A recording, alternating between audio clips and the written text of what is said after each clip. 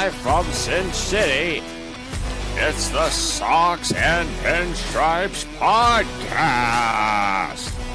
And now, here's the star of the show, Giant Dr. Griffin! This is Diet Dr. Griffin back with another episode of Socks and Pinstripes Podcast. Hope you guys had a happy 4th of July. Shane's here with us today. How you doing, Shane? I'm doing well. Griffin, how are you today? I'm doing all right. Did you do anything for the 4th of July?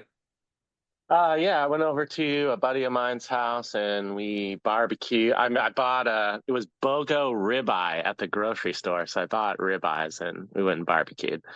Nice. How about you? I pretty much just hung out at the house, worked on a couple of things. Didn't really want to get out and watch the fireworks or anything. It's been obscenely hot down here in the 100 and teens, and I just want to just stay inside and curl up with an ice pack. And watch baseball. Yes, actually, I've not watched any baseball this week, believe it or not. I have been. Oh, wow.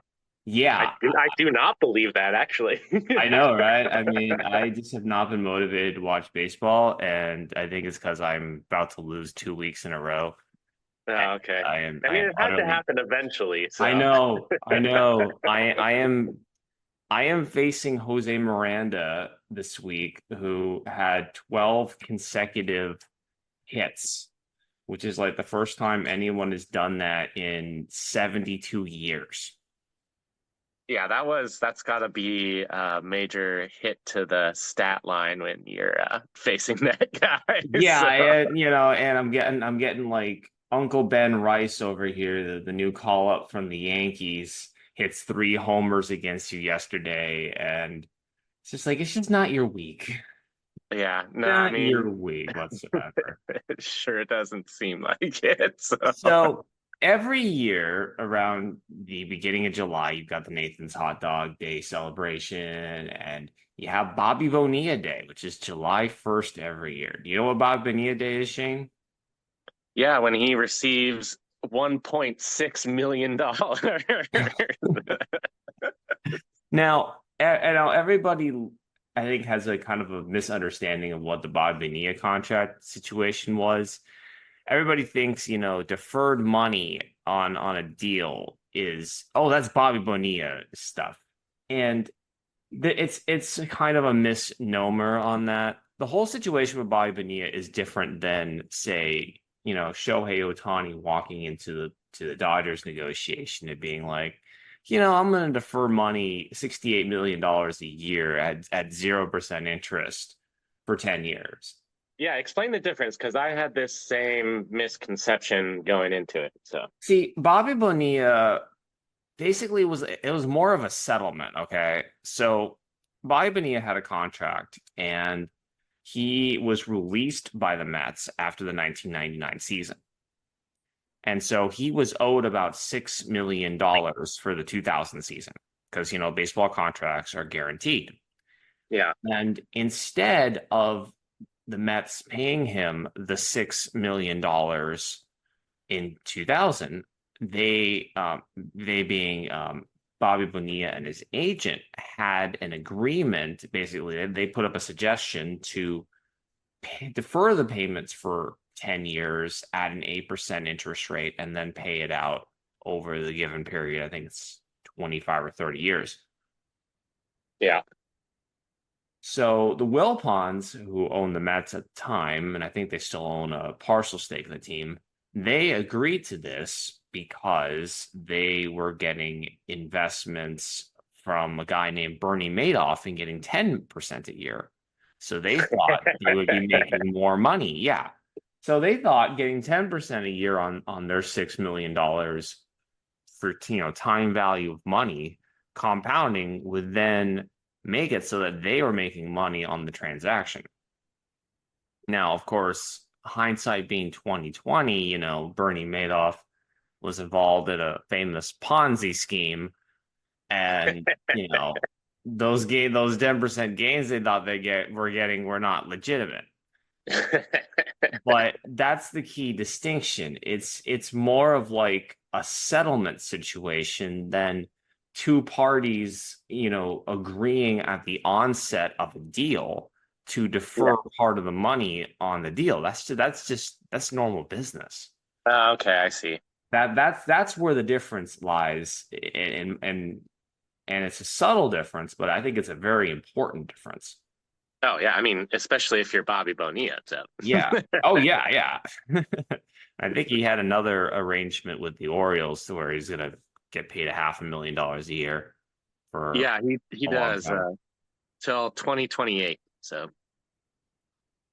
Yeah. But now I think they've changed the rules in the CBA a bit after the whole Bog Bonilla situation came into play and deferred gotcha. money started being popular because now they have a standardized interest rate in the CBA. I believe it's like 4.7 some percent or something like that. I'm not 100% sure what that is, but I Well, if know you think that like, about it, it's smart for the players because that could be like part of a retirement, basically. So if you're looking at your last contract and you've already, made some money, you can keep getting payments even after you're out of the game. So oh, for sure, for some of the more active lifestyles of the players, yeah. certainly that's helpful. Now I know that MLB players have a pension because I saw Kevin Pillar. I saw a post about Kevin Pillar recently getting his 10 years of MLB service time, and being able to be eligible for the pension. Oh, okay. I didn't know that they got a pension. That makes sense. I mean, they're part of a union, so Yeah, yeah, they have one, but most players never make it long enough to reach that point. A lot of players don't even make it to free agency to begin with. oh yeah, that's true with all the manipulation and whatnot that goes on. Yeah, I mean, baseball is one of those weird sports where, you can get drafted in college, let's say, or even in high school, and you may be with an organization for 10 plus years before you would make it to free agency. Yeah, that's crazy. Which is why I guess you see a lot of guys in their, you know, late 20s to early 30s is when they're getting, their free agent contracts.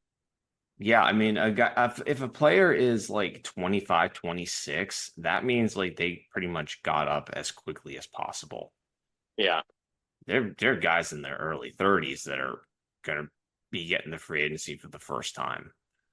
Oh So yeah, no, it's that pretty that's a crazy. situation that is vastly different than in other sports.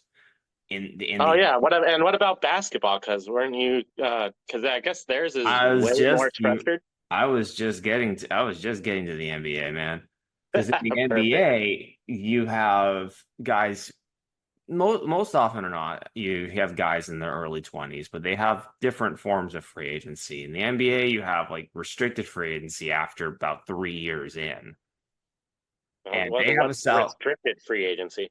So basically, restricted free agency is where you can basically go out and shop for a contract, but then then your basic team can match it. So how is that different from arbitration? Arbitration is that you have the players have an amount of money that they basically put up a suggestion of how much they get, and then the owners put up a suggestion how much they get. And if they don't agree on the sides, they go to an arbitration and go to an arbitrator, and then they find the money in the middle. And there's like Okay, and that different you're there's you're up for that first before you're up for free agency in baseball, right? Yeah, typically in baseball you have 3 years at the league minimum. Gotcha. And in the NBA and in other sports, your first contract is typically draft slotted. Okay. So if you're like a first, and that's another thing with basketball and NFL is that those first round draft picks are generally making an impact immediately on the field, where a first or second round draft pick you may not even see them in the bigs for 3-4 years if they even make it. Yeah, that's the crazy part. If they even make it, I guess, super structured rules, salary cap, and then no rules, no salary cap baseball. Well, you can actually go over the salary cap in the NBA. Oh, okay. Do you pay like a luxury tax or something like Yeah, that? they have a luxury tax. The NBA is structured in a way that it encourages a team to be able to re-sign its own players. Oh, And okay. How's when that? you re-sign your own players, you can go over the salary cap. Oh, Yeah. So so you'll that's why see. franchise you see franchise players for a lot longer with the same team in basketball than other sport. I mean, football is just so hard because, the people only play on average for 3 or 4 years, except unless you're a QB. But Well, the NBA has guaranteed contracts as well, and they give the team an advantage. Not only in the NBA the can the team that signs them go over the salary cap when they do that, they're also allowed to sign them for more years and more money. oh, okay, wow. So so what you'll find is that if a player or whatever is disgruntled, they will do what is called a sign-in trade. So they will Oh, basically sign their new contract with their current team and then immediately be traded to the team they want to go to. oh, okay. So there's always a workaround. So Yeah, they're pretty smart in the NBA about all that stuff. yeah. So like Klay Thompson, for example, just did a sign-in trade to he played for the Golden State Warriors. He got a sign-in trade to the Mavericks, and that ended up being like a 6-team deal, which is like the most I think the first time in NBA history there has been a 6-team trade where like assets are bouncing around between 6 different teams. Also, he's trying to go win a championship next year. Then. Oh yeah. And it was a funny story about his dad, Michael Thompson, who was very unhappy that he did not decide to sign with the Lakers. He You was mean the like the saying, hot dumpster brawny fire that is the Lakers right now? yeah, yeah. So not going to the team that went to the NBA finals. But Yeah. the thing is, like, the NBA is structured in a way that it allows you to go and it has all these structured contracts, but you see the numbers and it's insane. Like Jason Tatum, the star player of the Boston Celtics, he just signed a 5-year, $315 million contract. So he's getting 62.8 million a year. Jeez. Yeah. And everybody thinks What's up, Otani Showhead? Everybody thinks Otani's making the big numbers and everything, but that's like guaranteed money, and that's where, and their whole thing is based on a salary cap, and salary cap being based on the revenue that comes in to the league. So if the league makes more money, the salary cap goes up, and Oh, so it's not like football where it's just set, period. well, no, football, I believe, has a similar structure in how they set their cap. It's just that the NBA has a soft cap, whereas the NFL has a hard cap. Gotcha. Yeah. And baseball technically doesn't have a cap at all, but they kind of do have a cap, which is the good old luxury tax line. Oh yeah, that's right. Yeah, because even though, no team, every team can spend as much as they want on players, nobody actually does. Yeah, They, that's they also true because especially if you're in a smaller market like we are in the Northwest, you can't afford, or at least they tell us they can't afford, big name stars. So yeah, yeah, they peddle that line out there, and in NBA free agency and stuff, it is fast and furious. In the NFL free agency, it is fast and furious right out the gate. Big moves happening, players getting signed. I mean, the Celtics signed another guy for like $130 million after, they signed their guy for 300. So you yeah, get geez, I mean, massive. repeat, rinse, wash, repeat, Celtics. Yeah, you get these massive deals, and then like in MLB, you have to wait like a month for something to happen because Yeah, it's basically nobody, like the last day or the last week, everyone's like, okay, finalize. yeah, the only time that it was ever like in the recent years ever super fast was before the lockout Yeah, that's true. because there was an actual deadline. There Yeah. was incentive to get it done. Yeah. There's this belief that there are 30 teams vying for the services of every single player in baseball because there is no cap. In Yeah. other sports, like the NFL and basketball, there are, teams that are in good cap shape and there are teams that are in bad cap shape. It's very cyclical in that way. Yeah. And there's only a handful of teams that can just throw out big money at any given time. But Yeah, in that's true. MLB, there's supposed to be 30 teams that give out big money at any time. But I feel like in baseball, it's even more restricted because who really is gonna throw out big money for a player? Big markets, and that's Big like the markets East Coast, basically. and maybe San Diego because they're just crazy down there. Oh yeah, or because your owner's a billionaire. So I mean, when you look at the Dodgers contract, like they were really the only ones that could have done that contract, realistic. yeah, I don't even think the unfortunately, Yankees. I don't even think the yeah, Yankees could have done the contract the way that it was structured because of the deferred money and the amount and the requirements of the union having that much money in deferred money just sitting there available in a bank account once a year. oh yeah, jeez. Can you imagine, like, I mean, as good as, as rich as the Yankees are, can you imagine the Yankees having to have $680 million just sitting in an account? Yeah, that's crazy. Yeah, I mean, I mean, hell, I mean, they're not that rich. I'm sorry. Yeah.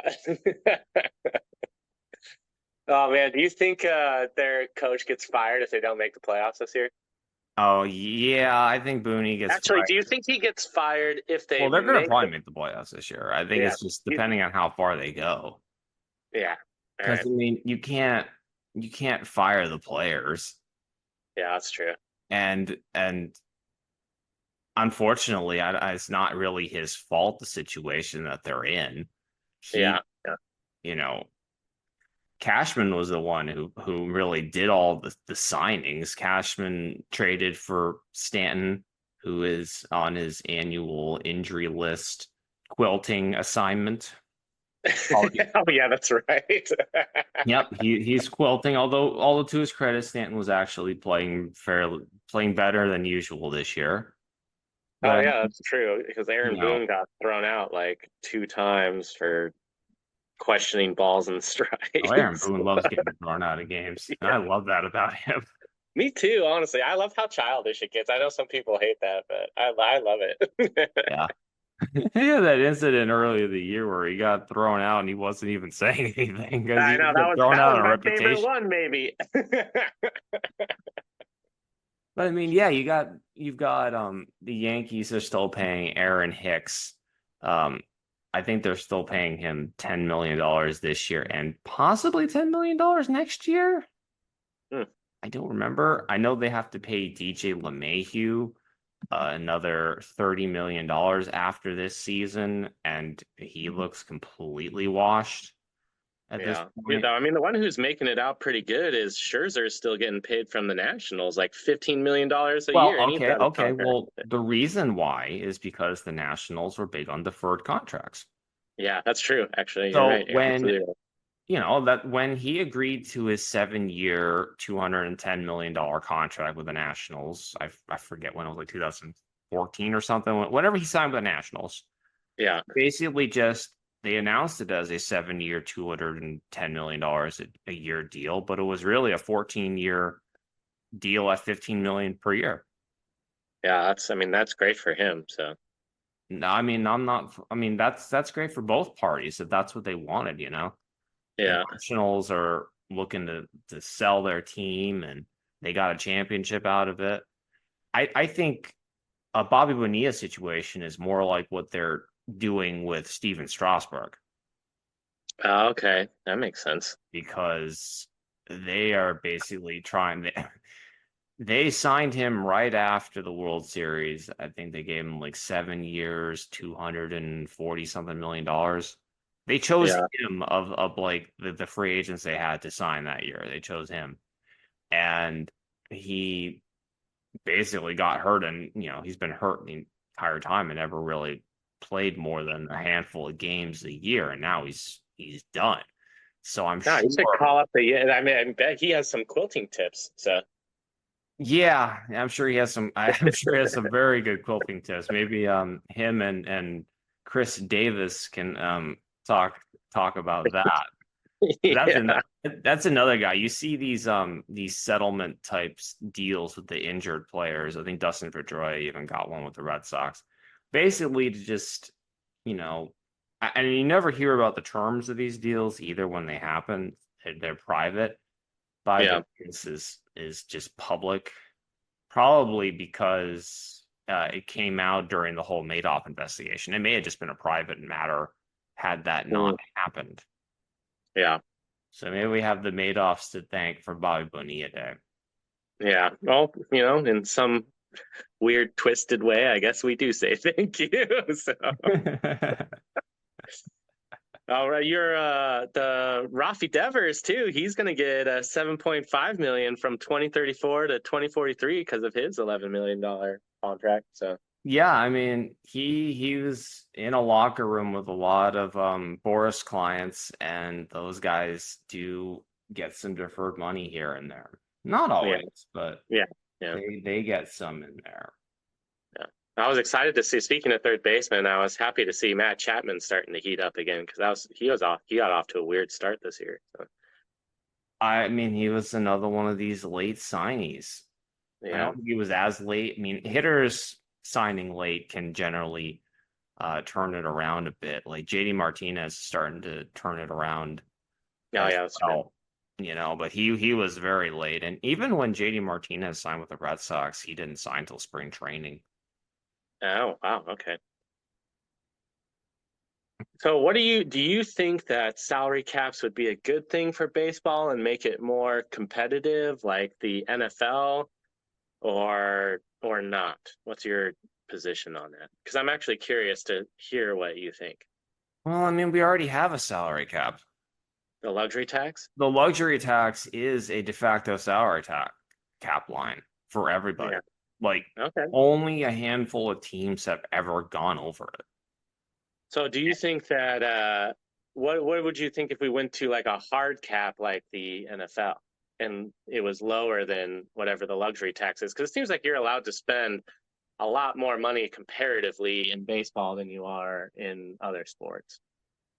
Well, for one thing, before I even say anything about it, it will never happen because the union basically started the 1994 strike because of the owners wanting to put in a salary cap.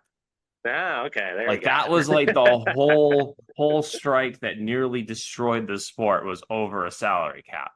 So I Perfect. think Very that's good. why they sort of snuck this CBT thing in there. We'll put a cap on the rich teams and we'll make the rich teams have to pay the poor teams to do it. But, Gotcha. we won't have a technical cap, in quotes, but, everybody's going to basically act like it's a cap. I mean, Gotcha. you remember last year when the Angels just had this massive fire sale? At Yes, I do. Yeah. Yeah, that was all to get under the salary cap. All this that CBT line basically. And I think Oh, they did okay. it by like just a handful, like a few $1,000s. They managed to get Yeah. under. I mean, if they want to continue to, I mean, if they want to continue to get under it, I think Jerry should pick up one of their left-handed starters. But that's just it. me. I'm sure they probably will consider some of that now that they basically have nothing going for them. Yeah. Well, I mean, it's But better circle than. circle back to your original question. Oh yeah. Um, I think the thing about salary caps is that you have salary floors with them. And I Okay. think that's really, really the issue is that you have all of these teams operating with a super low floor, and they always seem to cry foul about, you know, not having the same same amounts of money available to them as other teams, and that's the issue you're going to run into. I do think a floor is probably more important than having a cap. Oh, okay. I can see that actually. I mean, but there's also like free market elements, and you talked to Taylor about this, and she will get into the free market trying to fix things, and the free market is certainly trying to kind of correct itself after the past couple of years. You get these kind of with the whole Boris situation, with all of his clients basically not getting anywhere near what they wanted, even though many of them had more reasonable deals on the table that they Yeah, passed. he was out of control. But I was watching this funny meme about realtors and how it's not in their interest to sell the house for a lower price. I feel like that was Boris Johnson this year with his clients. So Yeah, because everything, especially with contracts and the sort, is an escalation upon the previous thing, yeah. building upon it. And then Boris was the guy who was negotiating the Alex Rodriguez contract. Oh yeah, that's right. That's where it all went to his That's head, when it and he all thought went he was big crazy. man on campus. Yeah. That's where it all went crazy because like the earliest deal before, like the other values of the deal were under like $100 million, and then Alex Yeah. Rodriguez just gets 250. Yeah. And you know where that like 250 number kind of came from? No, I don't. Came from the NBA, because Really?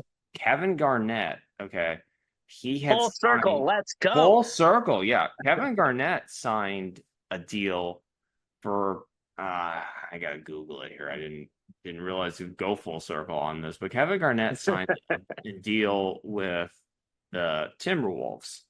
Uh-huh. And the story is that Alex Rodriguez and maybe Boris probably, whispering sweet monies into his ear. He basically wanted to double the contract that he got, that Gotcha. Kevin Garnett got, Oh, okay. in dollars, not necessarily in years. Yeah. And so that's what they managed to get the Rangers to do. Hmm. Well, I mean, good for him, I guess. So. Okay, so it was a 6-year contract extension for $126 million. And Wow. basically, So A-Rod, that's like so what is so you were saying there is super max and then there's max and I'm assuming there's regular in NBA contracts? yeah, there's super max and max contracts, and those actual, like, to be only certain players are eligible for those contracts as well. Like Uh-huh. those are based on like Performance, I'm assuming. they're based on like actual awards. Oh, You have to okay. be like, there's a all NBA first team, second team, third team. Gotcha. I don't remember the specifics about it, but like only players that are like on the all NBA teams or made it are even like eligible for some of those things. Oh, okay. Gotcha. So now you have the NBA is kind of combating some of this stuff, because the problem the NBA has is that a lot of players don't really want to play the games. They have a lot of things called load management in quotes. And And so they now, play like 90 or 80 or something like that. well, yeah, they play 80 games and 82 games a year, and a lot of times NHL players play like 90 something and they fight each other. So well, I mean, when you count the playoffs, they play that many, but regular season games, what ends up happening is a lot of times the national broadcasts or whatever, they're upset that guys are just getting nights off. Oh, okay. So So what it's they not like baseball where, you see a healthy scratch and if you weren't paying attention, it sucks for your fantasy team, but Yeah, I mean, more often than not, though, there's so many games, you're going to have guys get a handful of games off here and there. But, yeah. by and large, guys are playing mostly 140 games out of 160 a year if they're healthy. Yeah, no, that's true. What the NBA has done now is that they have made it so you have to play like 60 games in order to be eligible for Oh, okay. the teams, which therefore makes it contingent upon, them to play more in order to be able to get to the MVPs and the, all NBA teams that allow them to get their super, super max monies. That's how they're Gotcha. starting to combat some of those not playing issues. Gotcha. Baseball doesn't really have that problem. Yeah, that's And true. I hope they don't really get to that problem. Yeah, me too, honestly. We've got enough situations with guys being platooned out and Yeah, being benched because they're facing a lefty or man, that somebody it always starting a lefty. man, talk you got oh man, I could probably talk for 30 minutes on Josh Rojas in that specific example with the Mariners. So Oh yeah, I mean every team does it. I mean, I I had mean every team does it, but does every team do it to the player that hits the most on the team for average? No. well, No, they no, don't. I mean, they look at the splits, they look at the numbers, and that's a whole nother situation. But everything seems to be based on like the numbers, whether it's money and Yeah. contracts or just I can't believe it. So the guy has the only 2 hits in a game a couple days ago, and a lefty reliever comes in. So he starts, gets the only 2 hits of the game. A lefty reliever comes in, and they put in Dylan Moore, and then he just strikes out. So I mean, well, you might as well let the guy try to go 2 for 3. So I mean that's why the Rays I think lost the World Series a couple years ago because they took out Blake Snell when he was rolling in game 5? Was it game 5, game yeah, 6? yeah. Whatever it was, he was rolling, and then they listened to the computer. The computer said take Blake Snell out to put in a bullpen guy, and the bullpen guy immediately gives it up. Yep. So Congratulations. congratulations, you listened to a computer and you lose. Did you we were talking in the group chat about spaghetti. Do you like spaghetti, Shane? I love spaghetti, Griffin. I like spaghetti too. I haven't eaten it in a while because I just don't really have a good Italian restaurant that I go to out here. I don't always feel like going to the Olive Gardens and eating breadsticks all day. Well, But that's just tomatoes with sugar, and you might as well just put ketchup on noodles at that point in time. yeah, yeah. So a photo went around, I think at a recent Baltimore Orioles game, where a guy is in the stands and he is eating spaghetti out of a Ziploc bag. A gallon freezer bag to be specific. Yes, yes, a gallon freezer bag of spaghetti. And while I am enjoying Italian food, I had, pizza last night for dinner. I could not fathom a more disgusting idea for a baseball game because that spaghetti is probably not warm. It's probably cold. And it just did not strike me as something I would want to partake in. Would you partake in a bag of spaghetti at a baseball game? Okay, before I answer that question, you've never eaten cold spaghetti before? I don't know that I've never eaten cold spaghetti before, but I don't like cold food in general. Okay. Yeah, Unless you and it's my supposed dad to be are the same, so unless it's supposed to be cold. 'Cause I like ice cream. Ice cream's supposed to yeah. be cold. But I went through a phase where I just ate things straight out of the fridge before heating them up just to see what it would be like to eat something that's normally supposed to be hot as cold. And I agree, everything that's supposed to be hot tastes better hot, but there are some things you can eat cold. And I think spaghetti is one of those things. And I would absolutely eat spaghetti out of a bag at a baseball game. And if we ever go to a baseball game, I might just bring spaghetti in a bag to eat next to you. oh man, that would just if you ever want to see me vomit, that might be how you guys triggered that there. Oh, that would be perfect. Great. We'll film it for the show. It'll be great. Yeah, I mean, I am a bit of a health guy. I don't typically like to eat a lot of ballpark food in general. If I do eat something ballparky, it'll probably be a pretzel. Hmm. But I have Um, also had some of the more interesting snacks out there. I had Gilroy's garlic fries when I was in San Francisco, and those were pretty good. yeah. But I'm What not. so condiments that you eat with your pretzel, and there will be Oh, judgment on what you say. oh, I'm a zero condiment person with my pretzels. Oh, really? Plain pretzel guy. Okay, that's Plain acceptable. pretzel guy. I am plain Jane when it comes to condiments in general.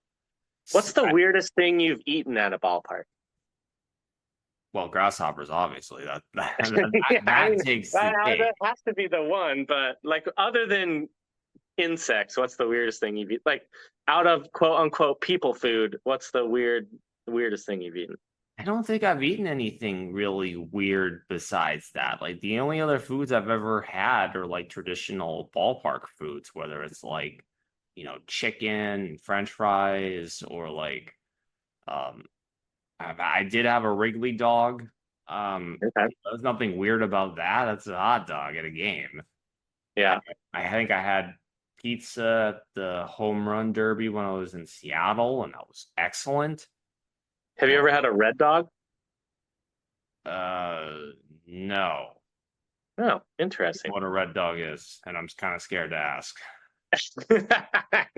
It's a thing on the East Coast. I thought you would be all over that from Boston. I have only been to a handful of Red Sox games in the last 20 years. So Yeah. maybe it was something. I mean, a lot of the Red Sox games I went to were in my childhood, so I really don't remember all the foods I ate back then. Yeah. It's basically just an East Coast hot dog that looks like pink. It looks pink after it looks really weird, but they call them red snappas. Red Snappers. I don't think I ever heard of that. Yeah, it's a very non-natural color, and they just stay that color the whole time. They say that through the entire digestion process. You come I out don't the know. I other mean, side as the same thing that you ate when the same yeah, thing, the same size, same everything. It doesn't digest, it doesn't have anything. yeah. The only way you can tell they're cooked is that they have a bunch of grill marks on them, and they look more shiny than when you put them on the grill. So, And on that nauseating note, let's end the show before everybody listening goes to the bathroom. go get a red dog. They're delicious. All right, is that your closing note, Shane? Go get a red dog. Yeah, go get a red dog if you've never tried it, especially to everyone on the West Coast. It's worth it. Well, I will be on the East Coast later on this year, and I will try to find a red dog if I can. I hope you will not have any trouble, and I expect to hear about it. All right. Well, I'm Dr. Griffin. You're Shane. See you Bye guys now. next week.